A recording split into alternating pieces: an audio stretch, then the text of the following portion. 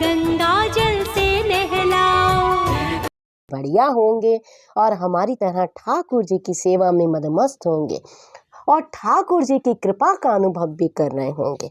तो फ्रेंड्स, आज हम इस विषय में बात करेंगे क्योंकि मुझे कई बहनें लिखती हैं कि दीदी घर में लाला विराजमान है, लाला की हम सेवा करते हैं, यानी लड्डू गोपाल जी। देखो भाव होते हैं भक्त के, कोई लाला कहता है, कोई गोपाल कहता है, तो वो कहते हैं लाला विराजमान है। तो आप हमें एक बात बताइए कि सुबह तो जैसे हम स्नान वगैरह करके ही ठाकुर जी की सारी सेवा करते हैं, लेकिन दिन में कई बार हमें वॉशरूम जाना पड़ता है, बाथरूम जाना पड़ता है, शौच इत्यादि के लिए। तो फिर हमें बार बार नहाना पड़ेगा, क्योंकि फिर कहते हैं कि अशुद्धि हो जाती है। तो ऐसे में हम गोपाल की सेवा तो सारा दिन करनी पड़ती है, तो ऐसे में हम गोपाल जी की सेवा किस प्रकार करें? तो आपको किसी प्रकार की चिंता करने की आवश्यकता नहीं है, बड़ी सरल सी साधारण सी बात है, कोई टेंशन लेने की ज़रूरत नहीं है। और पूरी जानकारी के लिए ये वीडियो आप एंड तक ज़रूर देखें। तो देखिए, शास्त्रों के अनुकूल तो बहुत कुछ आता है। जो मंदिरों में गोपाल विराजमान है, मंदिरों में ठाकुर विराजमान है, उनकी बात अलग होती है। और जो घर में विराजमान गोपाल है, जिसको हम पुत्र बनाते हैं, भाई बनाते हैं, सखा बनाते हैं, फैमिली का एक मेंबर बनाते हैं, तो इसकी बात अलग होती है। घर सबसे पहले बात आप ये समझिए, घर के ठाकुर और मंदिर के ठाकुर में जमीन आसमान का अंतर होता है।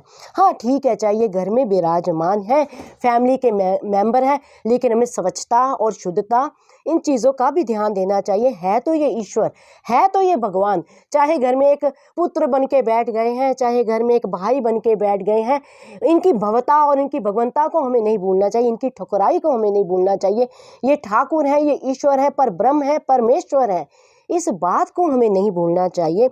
अब प्रश्न ये उठता है कि फिर हम करें तो क्या करें?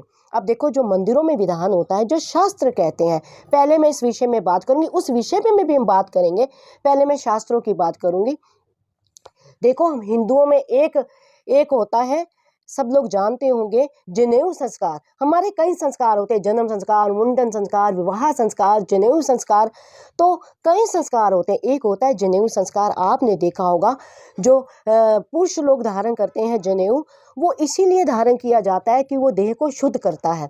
तो जब वो शौच इत्यादि के लिए जाते हैं तो जनेऊ को अपने कान पे रख लेते हैं, जिससे जो देह है पवित्र नहीं होती, वो शुद्धता रहती है।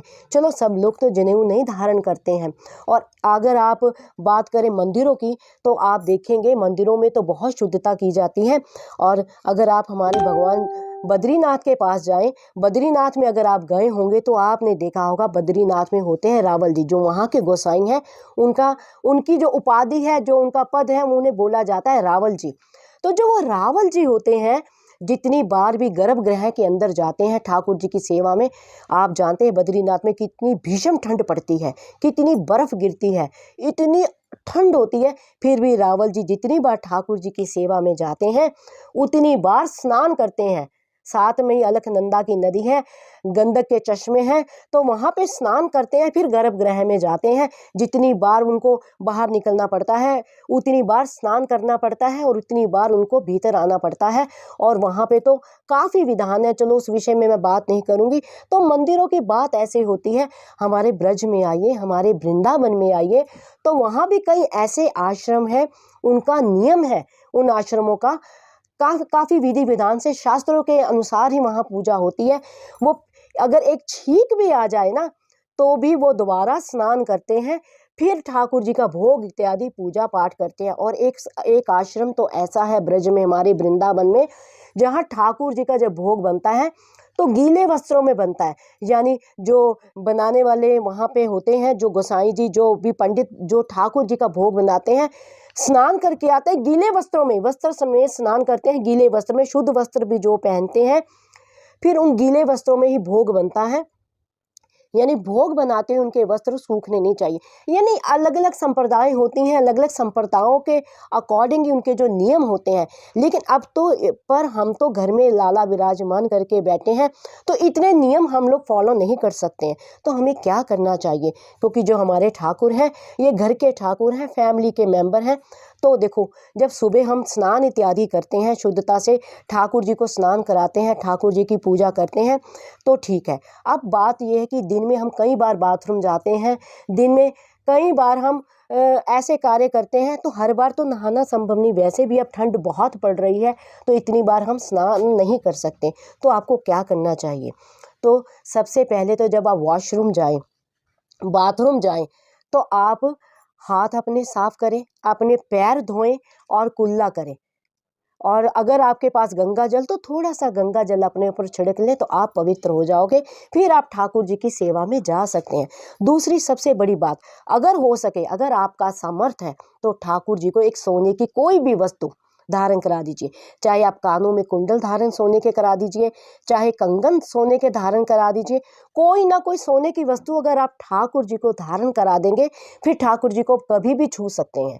फिर ठाकुर, आपको पाप नहीं लगेगा, अपवित्रता नहीं रहेगी।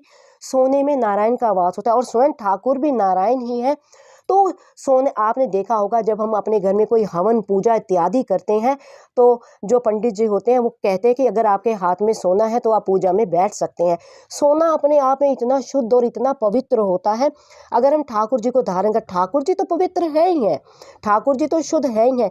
सोना धारण कराने से ये होता है कि हम किसी प्रकार के भी हाथ लगा के ठाकुर जी को छूते हैं, तो ठाकुर जी को अपवित्रता नहीं होती है, शुद्धता ही रहती है, और हमें भी किसी प्रकार का कोई पाप नहीं लगता है।